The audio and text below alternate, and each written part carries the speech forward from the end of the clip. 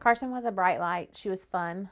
She was a fun spirit. This is not no game. I lost my son to a gun. Guns kill people and people kill people. I don't know why it's so easy to get guns these days. They shouldn't be used for violence in the world. They should be used for war. A gun to me is the devil. A gun is a gun. It's gonna do what it's meant to do. It's gonna kill.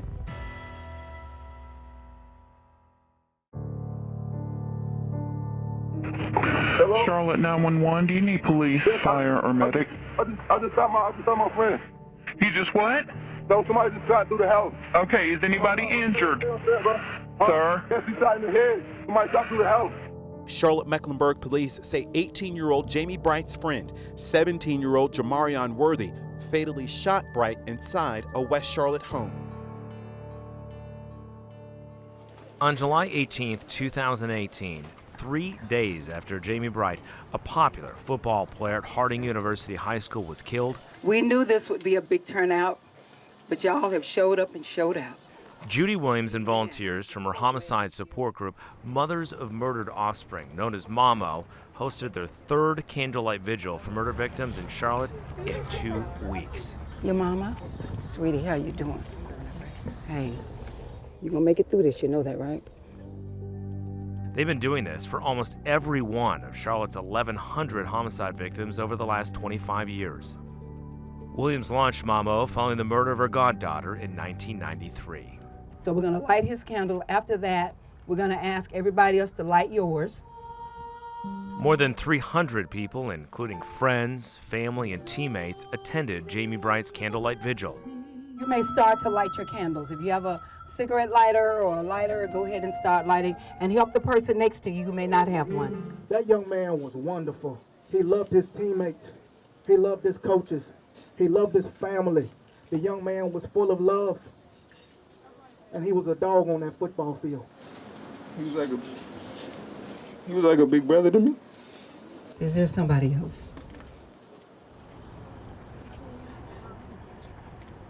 Although it may not look, although it may not look it, but I've been hurting inside. Every night I would go somewhere secret and cry. I don't know how to deal with this situation I'm going through. That was my brother. He was the only one I had in life. I won't get to see him in the future because of guns. That's right. I don't know why it's so easy to get guns these days. They shouldn't be used for violence in the world. They should be used for war. That's right. Tell them. Yeah, tell them. I just wish that the last time I saw him, I didn't argue with him. I argued with him. I didn't even get to say goodbye. I don't know what it feel like. I don't know what to feel right now. I'm lost and confused. I just need help. I just want to say I love my brother. We love you. He loves you. We got you tomorrow night. Everybody here, I hope you will never forget this service. I hope you'll never forget Jamie. And if you pick up a gun, even in playing or joking around or just whatever, put it down and put it away. They take lives, and you can't get it back. We can't take something even in an accident that we cannot give back. I have often said at candlelight services, we say Black Lives Matter, but I want them to start mattering to us because most of the homicides of Black lives is by Black people. And I would like to see us start to care as much for each other as we expect other people to care. So let's stop this chasing our tail and start loving each other. Good gracious. There's so much more love in this world than there is guns, I hope. Well, we're gonna get ready and release all these balloons. Oh, there's so many different colors, it's beautiful. This one for Jamie. All right, 1, 2, 3.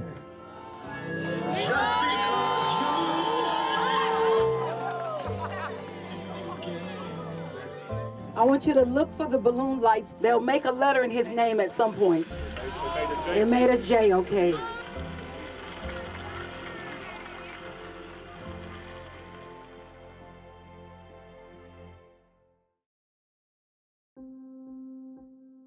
Carson was a bright light. She was fun. She was a fun spirit. She was great at laughing and making people around her happy and feel important. She and I volunteered at the adult education, working with elderly people, teaching them how to read and do math. And I took her on a short-term mission trip to Haiti, and she spent the summer also of 2017 in Africa as a missionary.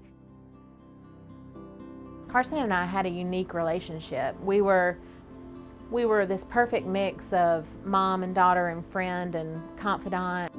She was my person and my best friend, and vice versa. I just miss her. York County 911? Yeah, gunshot. Where at? Over here at the Peach Stand gas station, someone shot and killed.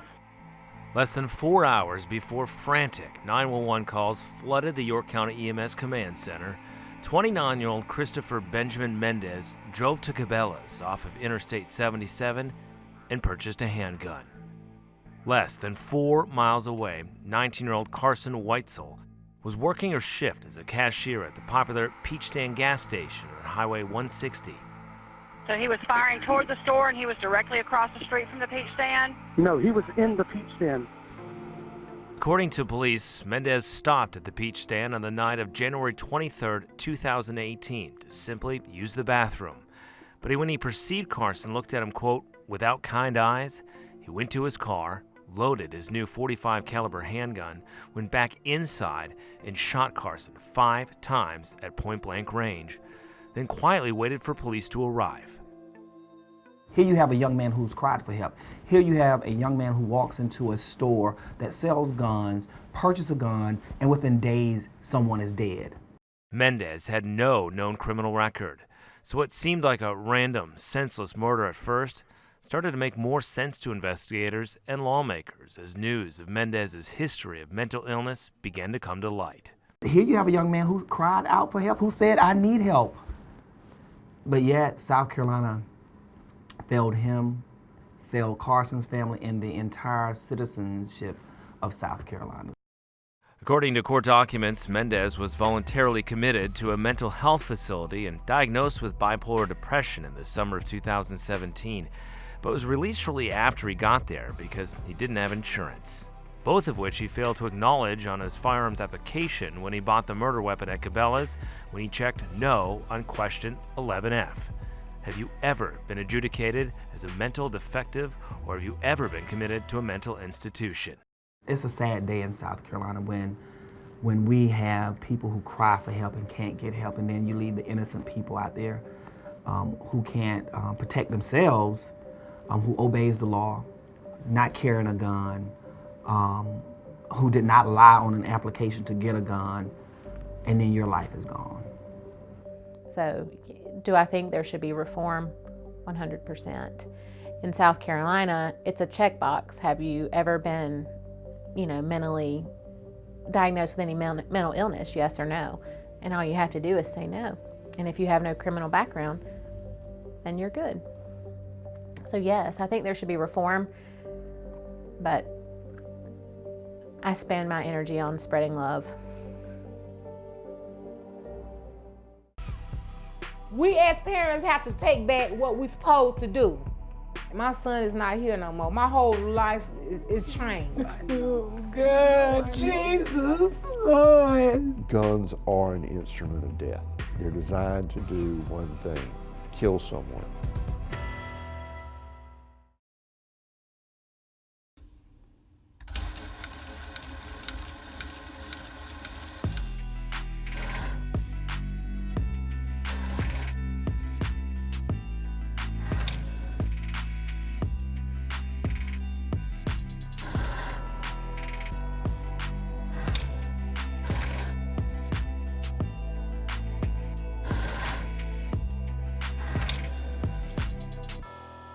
Robeson County has had a long history of deadly gun violence.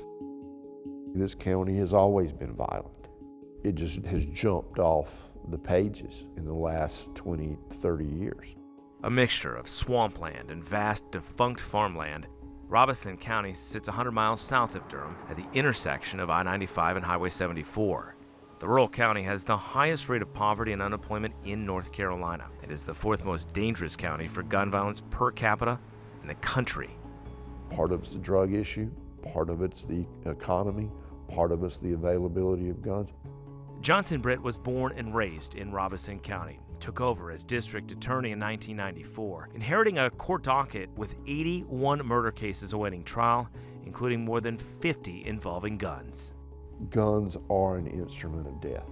They're designed to do one thing, kill someone. And guns in the wrong hands end up with bad results. In his 24 years as district attorney of Robeson County, Britt has tried more than 200 murder cases, including more than 140 gun-related killings. But one changed the course of his career. Since Jeremiah Goodson was tragically shot last week, the community of Lumberton has been in mourning. In 2012, 32-year-old master police officer Jeremiah Goodson, a 6-year veteran with the Lumberton Police Department, was gunned down while off duty. It was horrible. He was a cop who was trying to make a difference in the toughest part of this county. And then he gets shot and killed, trying to pick up a guy on an outstanding warrant on his day off. Left his pregnant wife at a store so she wouldn't be in danger, never thinking that he was. I fell in love with Jeremiah when I was 14. I loved him over half my life. So losing him was like pulling the rug from up under me. I was young and had 3 children. She was devastated. He was her world.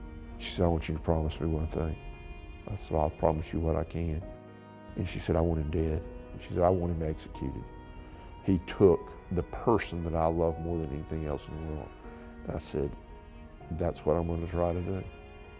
But with a backlog of more than 100 murder cases awaiting trial in this crime-ridden county, District Attorney Britt would postpone his retirement for 6 years to try the case and attempt to make good on his promise to convince a jury that 27-year-old Marquez Brown should get the death penalty for killing Officer Goodson.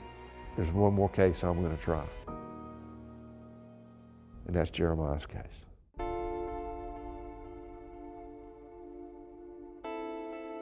I always wanted to get a tattoo with all my kids' name on there. Mardisha, Tanisha, Jamie, then Jamar. I got 4 kids, but I only have 3 here with me now. Like, I just don't know how I got in this situation. 2 weeks after the candlelight vigil honoring 18-year-old Jamie Bright, who was shot and killed in his West Charlotte home, his mom Lakikra and brother Jamar began the healing process.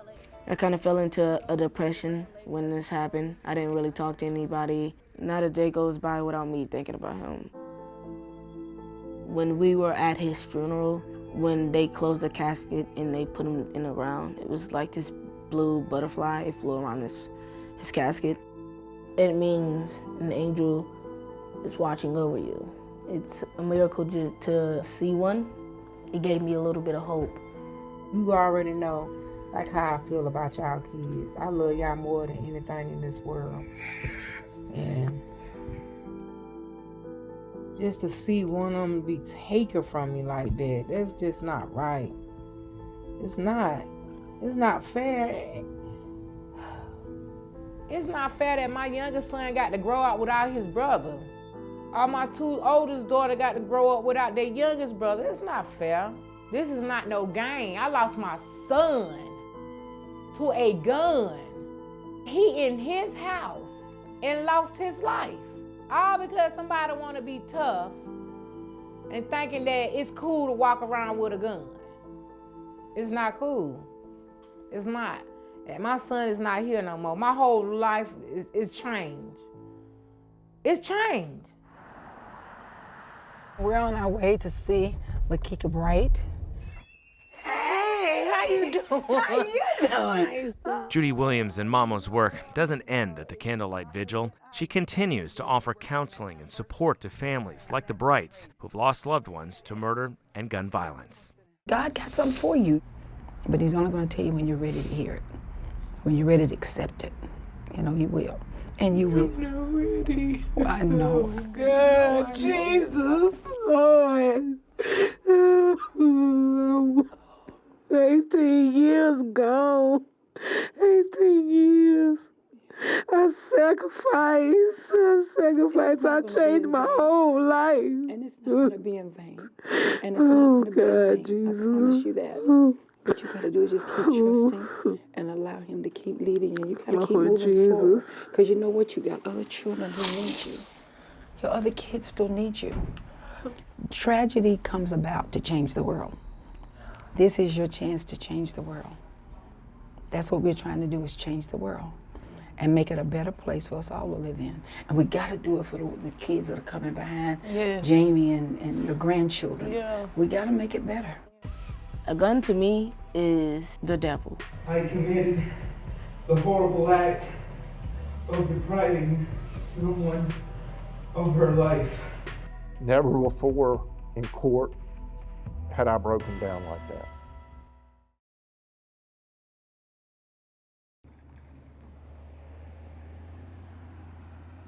"320 days after he shot and killed Carson Weitzel at the Peach Stand gas station in York County, South Carolina, Christopher Mendez pled guilty to the murder and stood before a judge and Carson's family prior to sentencing to apologize.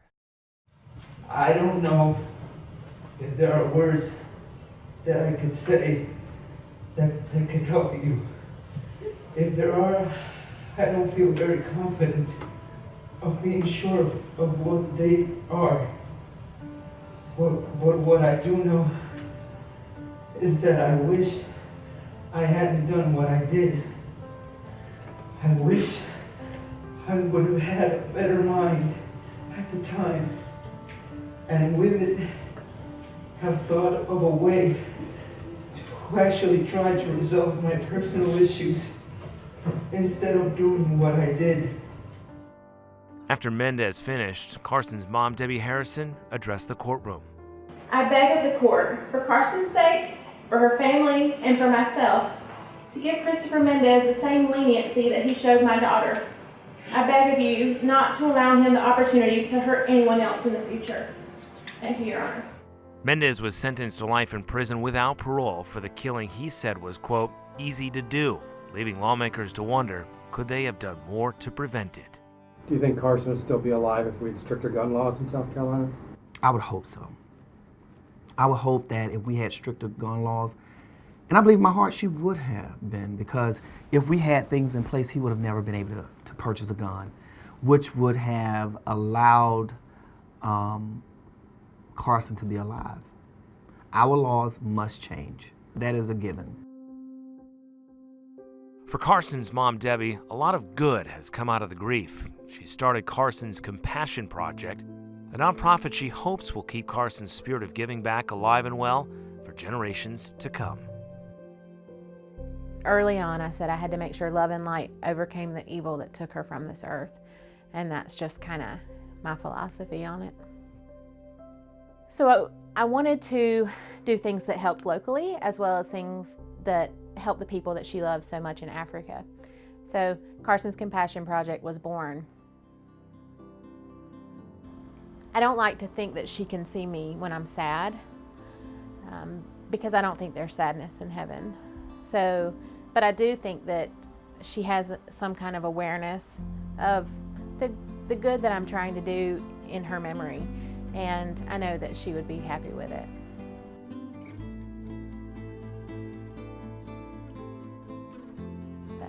She would be proud of me for just pushing on.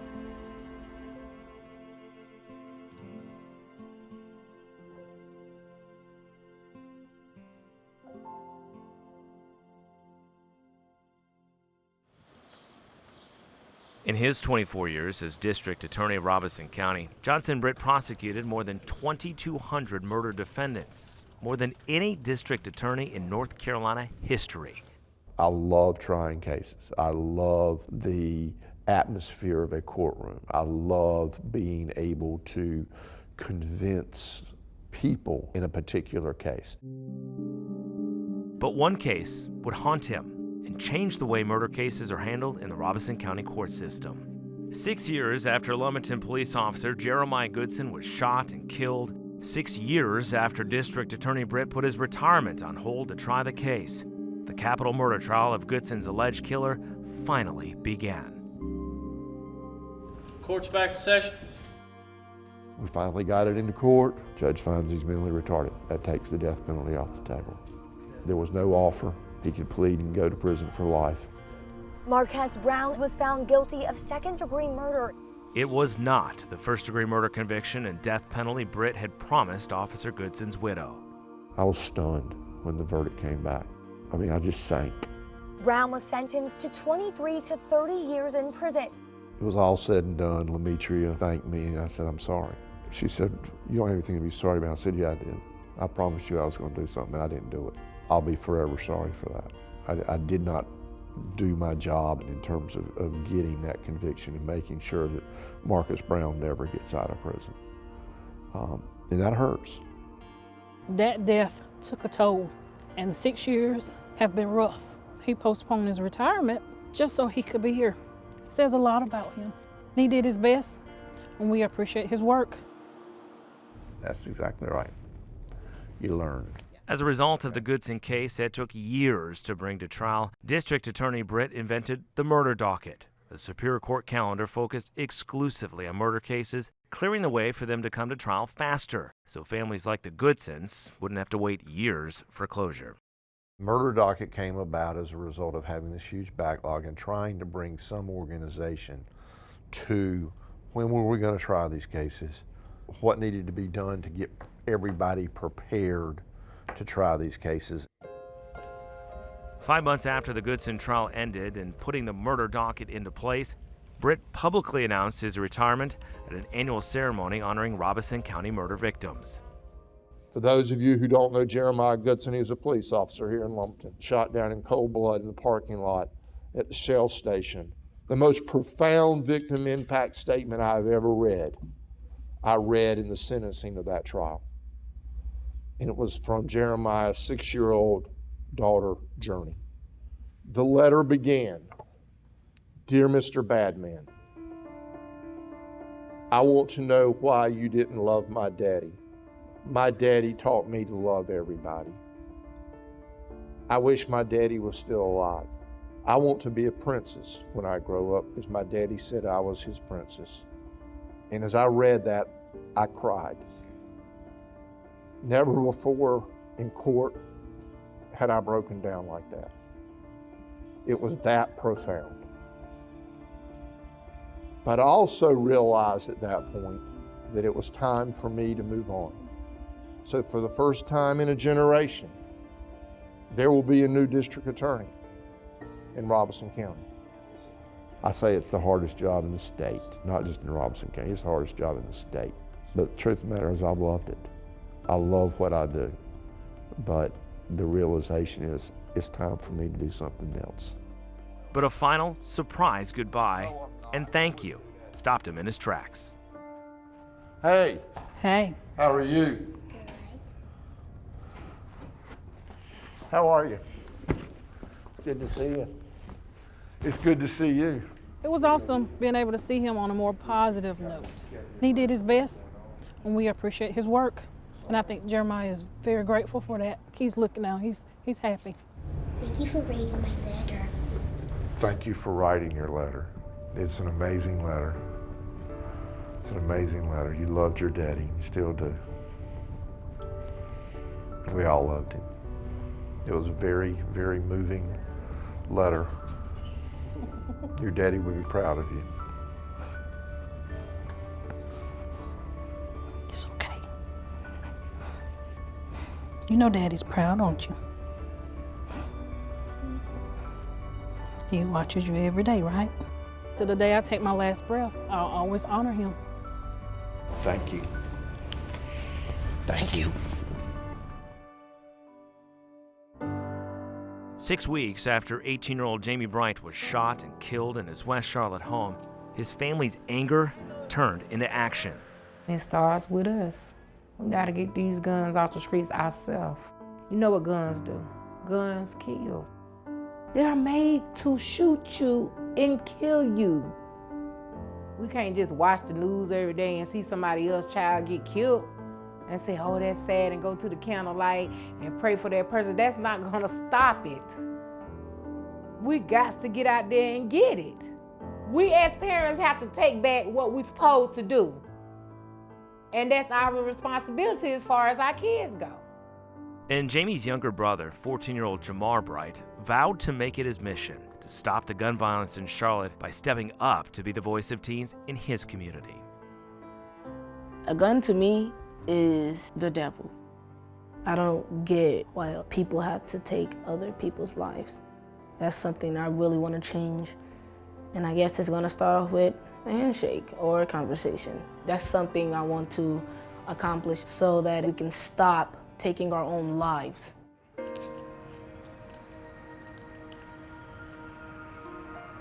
Look at his tree, y'all. Look at Jamie's tree. This is tree. What you put? You printing on there? Yeah, we're gonna glue these on here. Mama, you wanna start? Let Mama do it first. What you want me to do? You wanna put his whole name? You the one who named him Jamie. This is for my grandson. It's like when I do something positive for him, I feel so much better. And I know he's somewhere just smiling like, look what they doing for me. Especially got grandma out. Mm-hmm. Baby, this is for your generation that we're gonna have to save. Yep. We're gonna have to start saving y'all. Jamie, you watch over them. Because right now, they need you. Exactly. We need you down here to let them know that your life was not in vain, not in vain. Yes. So that means, little boy, you're gonna have to get out there and start speaking about all these people who are taking lives unnecessarily. Because your voice is what's gonna have to be heard. This is y'all life now.